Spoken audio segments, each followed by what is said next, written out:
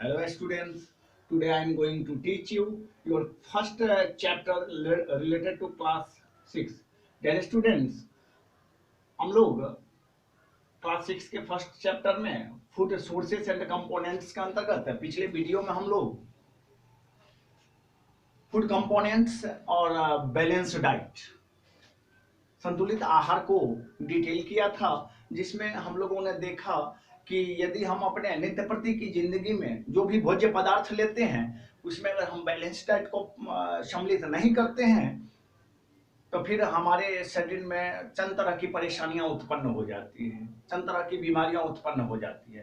तो क्यों ना हम उस बैलेंस डाइट को पूरा करें। यदि बैलेंस डाइट पूरा नहीं होती है, सबके बस की बात नहीं है to maintain the balance diet, तब उस परिस्थिति में हमारे शरीर के भीतर बहुत सारे डिजीजेज, बहुत सारे रोग व्याधियां उत्पन्न होना क्या हो जाती है, शुरू हो जाती है। Such diseases are referred as deficiency diseases, और उसे हिंदी में हम क्षय जनित रोग कहते हैं या कमी जनित। किसी न्यूट्रिएंट्स की कमी से यदि हमारे शरीर में कोई बीमारी उत्पन्न होती है तो उसे हम डिफिशियंसी डिजीज कहते हैं। डियर स्टूडेंट, जैसा कि हम सभी जानते हैं कुल 7 तरह के न्यूट्रिएंट्स होते हैं और किसी ना किसी रूप में इसमें से हर एक की उपलब्धता हमारे फूड में जरूरी है। अदरवाइज धीरे धीरे ये कमी बढ़ती जाती है और हमारा शरीर जो है कमजोर से कमजोर होता चला जाता है। फिर उस बॉडी को मेंटेन करना इम्पॉसिबल हो जाता है, हम मेंटेन नहीं कर पाते हैं। तो चलिए अब हम लोग टू द पॉइंट डिस्कस करते हैं। सबसे पहले डिफिशियंसी डिजीजेज किसको कहते हैं। तो सबसे पहला मेरा पॉइंट है डिफिशियंसी डिजीजेज। डिफिशियंसी डिजीजेज, यहाँ डिजीज मीन्स रोग होता है, डिफिशियंसी माने कमी। किसकी कमी? तो यदि हम बैलेंस डाइट में किसी ना किसी न्यूट्रिएंट्स की कमी करके और तब आप उस भोज्य पदार्थ को शामिल करते हैं, in that case we have to suffer from such types of diseases. Lack of one or more nutrients in the diet causes the diseases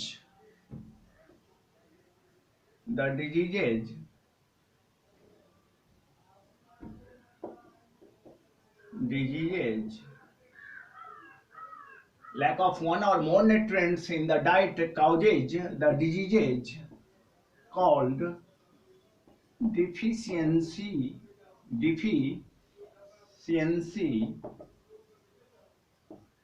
diseases। यदि किसी दिन यदि हमारे भोज्य पदार्थों में उन 7 nutrients carbohydrates, proteins, fats, vitamins, minerals, water, roughage, ये 7 तरह के न्यूट्रिएंट्स हैं। इनमें से अरे वाटर, रफेज और मिनरल्स ये तो प्राय हम लोग साल्ट के रूप में वाटर लेते ही रहते हैं। मुख्य 5 जो न्यूट्रिएंट्स हैं कार्बोहाइड्रेट, प्रोटीन्स, फैट्स, विटामिन्स और मिनरल्स, ये 5 तत्व अवश्य ही हमारे बैलेंस डाइट को फुलफिल करना चाहिए। अदरवाइज इस सब में से कहीं भी ऊपर नीचे होता है बैलेंस डाइट में, तब हम इस तरह के बीमारियों से क्या हो जाते हैं, ग्रसित हो जाते हैं। अब रही बात, क्या ये बीमारी भी एक व्यक्ति से दूसरे व्यक्ति में फैलने वाली होती है? अगर आप न्यूट्रिएंट बेस्ड जो डिजीजेज होते हैं तो क्या वो फैलने वाली बीमारी होती है? वो कम्युनिकेबल डिजीजेज है, वो संचरणीय रोग होते हैं? नो, ये संचरणीय रोग नहीं होते हैं। डीज deficiency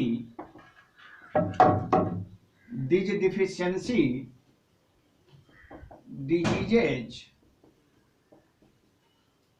cannot be transferred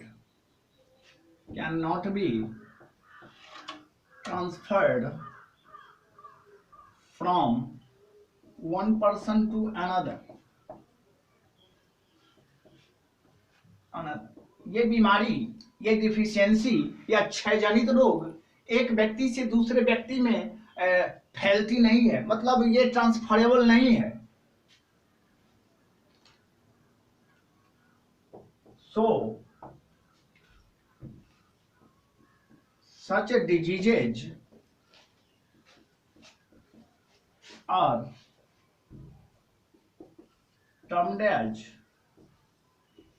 non-communicable diseases।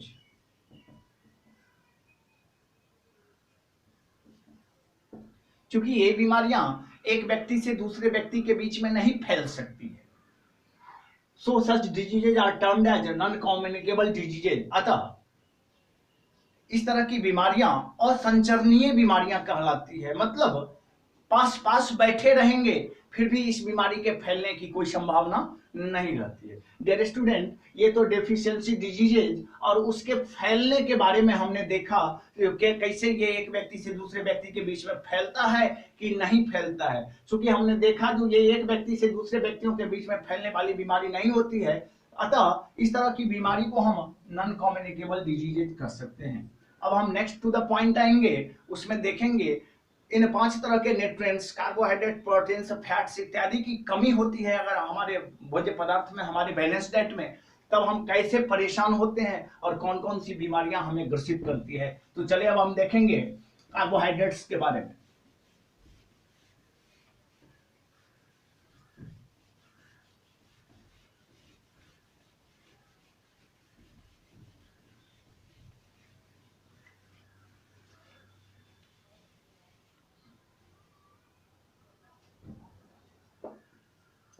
Deficiency of carbohydrates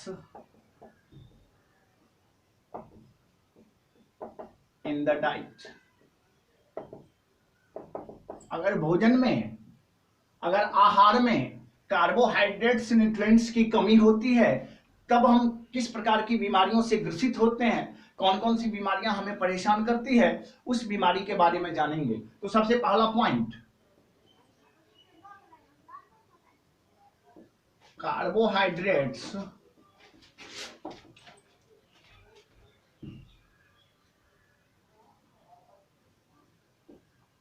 are the main energy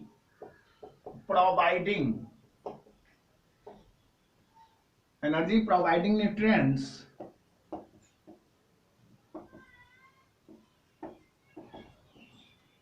which provide us energy to perform various delicate functions।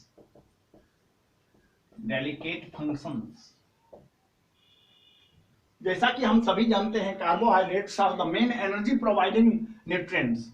इसे हम एनर्जी प्रोवाइडिंग न्यूट्रिएंट्स के नाम से जानते हैं क्योंकि इसकी प्रधानता है हमारे शरीर में। इससे हमारे शरीर को बहुत सारी एनर्जी मिलती है और to perform various delicate functions, और हम अपने जीवन के बहुत सारे जटिल कार्यों को, respiration, breathing, growth, reproduction, respond to stimuli, ये सच फंक्शंस हैं, लाइफ फंक्शंस जो कि डेलिकेट माने जाते हैं, ये साधारण फंक्शन नहीं होते हैं। इसको कंप्लीट करने में कार्बोहाइड्रेट्स हमें क्या करती है, मदद करती है। अगर किसी दिन अगर ये हमारे शरीर में इसकी कमी हो जाती है, तब क्या होता है?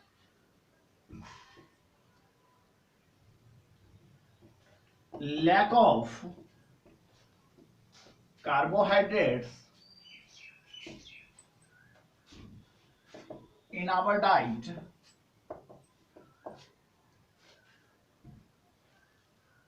may result the lack of energy and stamina in our body. अगर कोई व्यक्ति अपने बैलेंस डाइट में इसकी कमी कर देता है, कार्बोहाइड्रेट्स जो कि मेन सोर्सेस है, राइस है, ब्रेड है, चपाती है, अगर इन सब में कमी आ जाती है, हम अपने भोज्य पदार्थ में इसको उतना जैसे सम्मिलित करना चाहिए, क्योंकि इसको ज्यादा मात्रा में जो है सो लिया जाता है, अगर हम कमी कर देंगे तो फिर ये हमारे शरीर पर बुरा प्रभाव छोड़ना क्या कर देता है, शुरू कर देता है, with the lack of energy and stamina in our body, और उससे हमारा शरीर लीन एंड थीन हो जाता है, हमारे शरीर में एनर्जी का प्रवाह नहीं हो पाता है। ये तो लैक हुआ, अगर हमारे शरीर में इसकी कमी हो जाती है तब। अगर कोई व्यक्ति आवश्यकता से अधिक खा लिया कार्बोहाइड्रेट्स को, जैसा कि हम सभी जानते हैं मेन एनर्जी प्रोवाइडिंग न्यूट्रिएंट्स माना जाता है, तो दो स्थितियां देख रहे हैं, there are two conditions which are related to intaking of carbohydrates. उसमें हमने देखा लैक ऑफ, अगर हम कार्बोहाइड्रेट्स को अपने बैलेंस डाइट में अगर कम कर देते हैं, उसको सही अनुपात में नहीं लेते हैं, तब भी हम बीमारी से क्या हो जाते हैं, परेशान। The lack of energy and stamina in our body, lean thin body हो जाता है। अब हम देखते हैं एक और दूसरा कंडीशन है, ओवर ईटिंग कर दें, अगर हम ज्यादा मात्रा में कार्बोहाइड्रेट्स लेना शुरू कर दें, over eating of carbohydrates,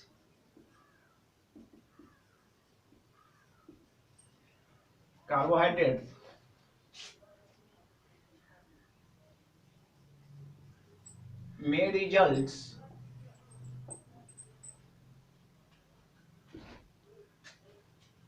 to the disease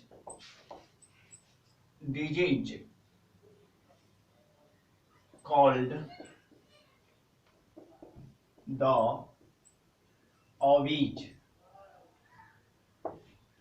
अगर ओवर ईटिंग हो गया, एक स्थिति हमने लैक देखा, जब कमी होती है तब कौन कौन सी परेशानियां हमारे शरीर में आती है, और दूसरी स्थिति देख रहे हैं ओवर ईटिंग, अगर हमने ज्यादा मात्रा में इस कार्बोहाइड्रेट्स को लेना शुरू कर दिया तब क्या दुष्परिणाम होते हैं। तो may results to the disease called the obese, हमारा शरीर मोटा और थुलथुला हो जाता है। क्या हो जाता है, मोटा और थुलथुला, द ओबीज जिसको हम कहते हैं। तो ये दो कंडीशंस हैं, एक लैक ऑफ कार्बोहाइड्रेट्स, दूसरा over eating of carbohydrates. So dear students, हमें हमेशा मिनिमाइज्ड अमाउंट में कार्बोहाइड्रेट्स लेना है अगर आप सही तरीके से सर्वाइवल करना चाहते हैं। और जैसा कि कहा गया है, it is referred as the main energy providing nutrients for human body. So हम ना तो लैक करेंगे, ना ही कभी ओवर ईटिंग के शिकार होंगे। अगर इस लैक और ओवर ईटिंग के बीच वाले रास्ते को हमने अगर अपना लिया तो फिर हमारे शरीर में कभी एनर्जी स्टेमिना की कमी नहीं होगी, और ना ही हम कभी ओबेसिटी को प्राप्त करेंगे, जिसे हम मोटापा या थुलथुलापन कहते हैं। अब हम नेक्स्ट पॉइंट देखेंगे, एक और एनर्जी प्रोवाइडर न्यूट्रिएंट्स है जिसको हम फैट्स कहते हैं। क्या कहते हैं, फैट्स, जिसको हम हिंदी में चर्बी या वसा कहते हैं। अब हम देखेंगे deficiency of fats in our body, फिर उसके कौन कौन से ड्रॉबैक्स होते हैं, दुष्परिणाम होते हैं, उसको देखेंगे।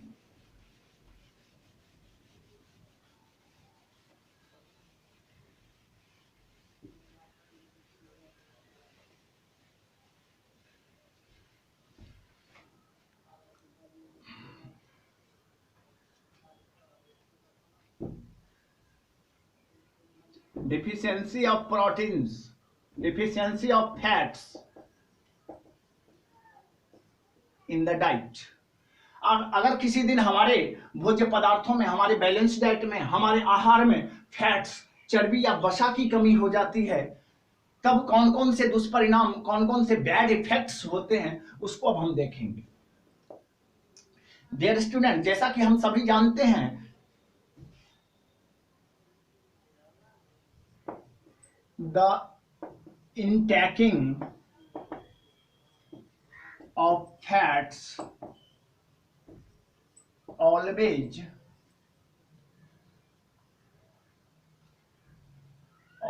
occur in a low amount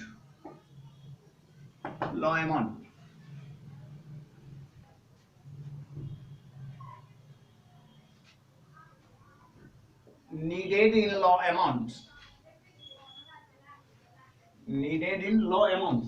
जैसा कि हम सभी जानते हैं, फैट्स जो लिया जाता है वो कार्बोहाइड्रेट्स की तरह नहीं लिया जा सकता है। चूंकि वो एनर्जी प्रोवाइडर न्यूट्रिएंट्स माना जाता है, तो उसको हम आवश्यकता से अधिक ना तो आवश्यकता से कम कर सकते हैं। लेकिन जहां तक फैट्स की बात है, इसके बारे में कहा जाता है कि हम इसे ज्यादा मात्रा में नहीं ले सकते हैं। क्यों?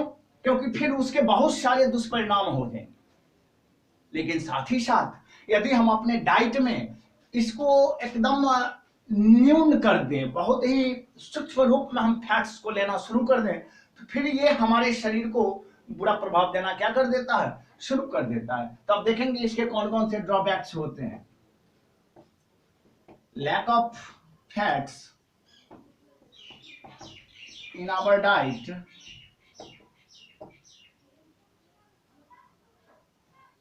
may results rough skin,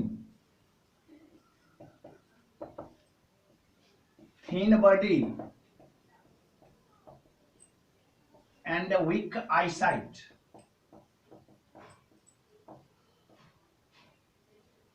week eyesight. यदि हमारे भोज्य पदार्थ, हमारे डाइट में यदि फैट्स की कमी हो जाती है, लैक ऑफ फैट्स कमी हो जाती है, फिर इससे क्या दुष्परिणाम होते हैं? तो हमारा रफ स्किन हो जाता है, चमड़ी खुरदरी हो जाती है, चमड़ी की नमी क्या हो जाती है, खत्म हो जाती है। थीन बॉडी, हमारा काया, हमारा बॉडी, हमारा शरीर दुबला पतला हो जाता है। And weak eyesight, weak means कमजोर, आईसाइट मीन्स देखने की क्षमता।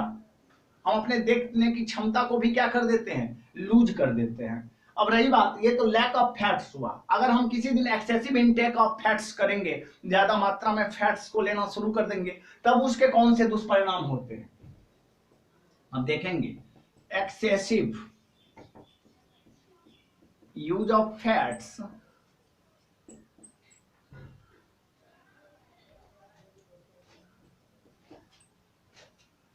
make our liver, जिसे हम हिंदी में यकृत कहते हैं,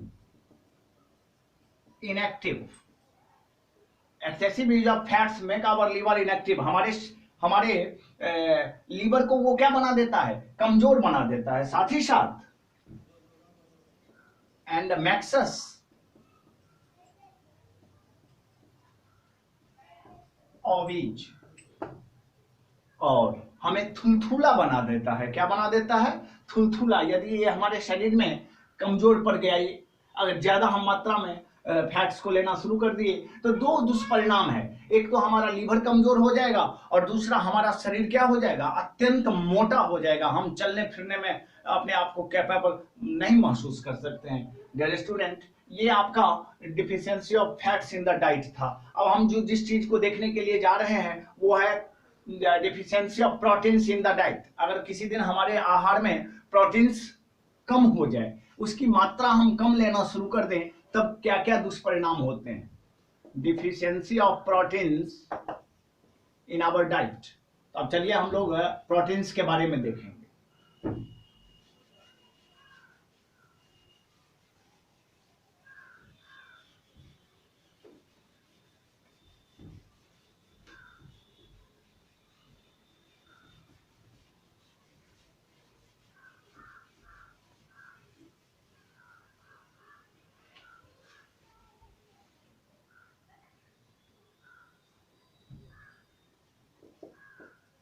Deficiency of proteins in the diet may result to the diseases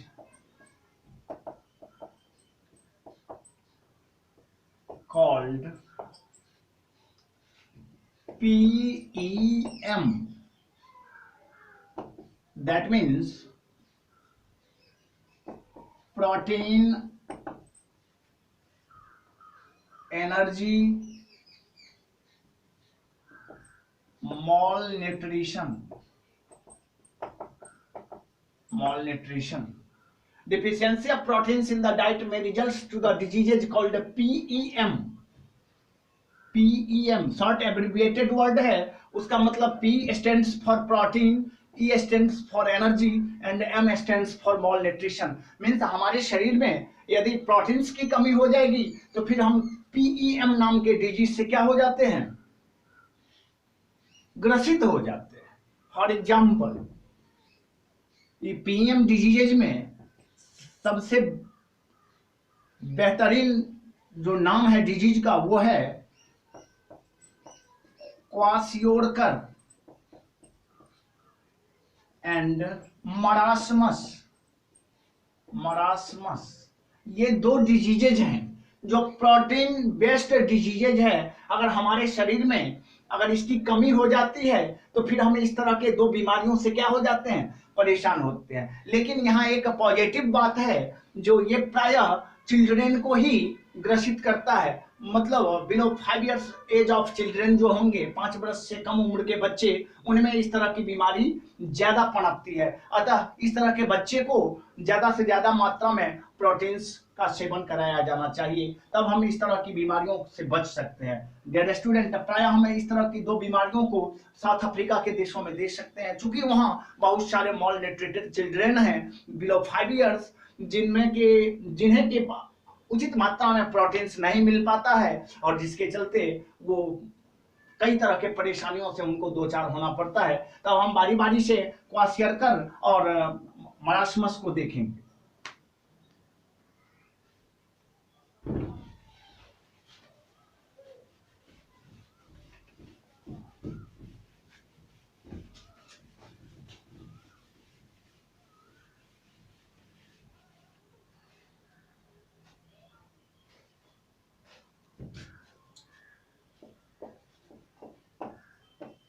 kwashiorkor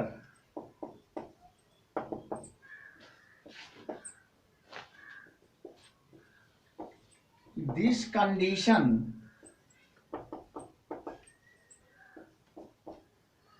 condition occurs due to severe deficiency of proteins in our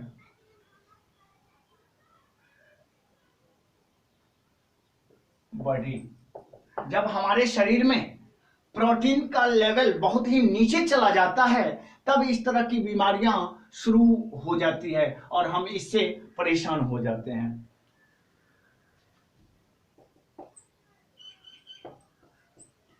These diseases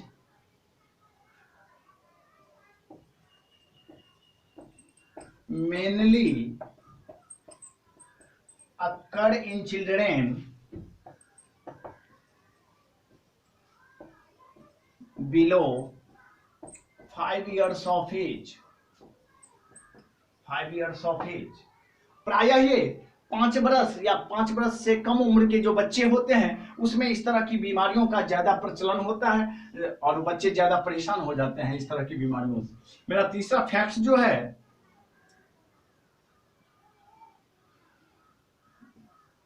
the person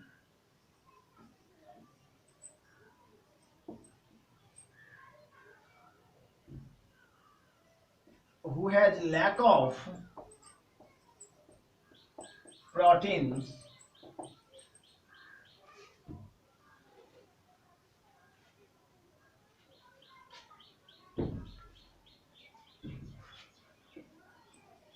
that has lack of proteins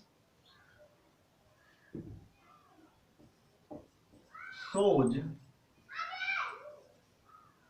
following symptoms।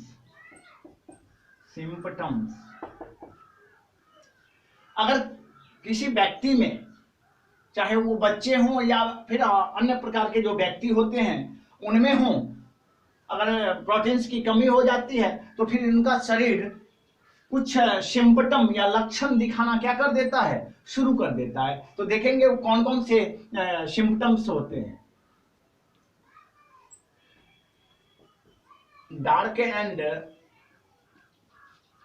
Scaly skin, उनकी चमड़ी उधरना शुरू हो जाती है, मन से पपड़ीदार चमड़ी हो जाती है, सिर्फ उंगली रगड़ देने से ही चमड़ी वहां से क्या हो जाती है, हट जाती है।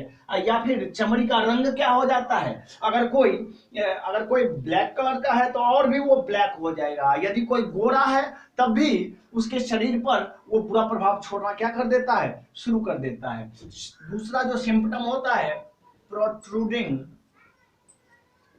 प्रोट्रूडिंग बेली, उनका पेट निकल जाता है, क्या होता है, पेट उनका बाहर की ओर निकल जाता है। तीसरा जो सिम्पटम है वो loss of appetite, loss of appetite means उस बच्चे या मैच्योर्ड पर्सन में भूख की कमी हो जाती है। और सबसे जो अहम बात है मेंटल रिटार्डनेस, मेंटल रिटार्डनेस और वीकनेस,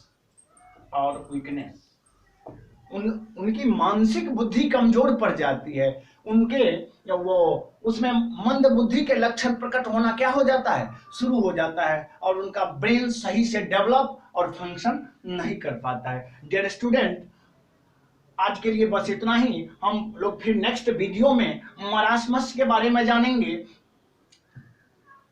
तब तक के लिए धन्यवाद।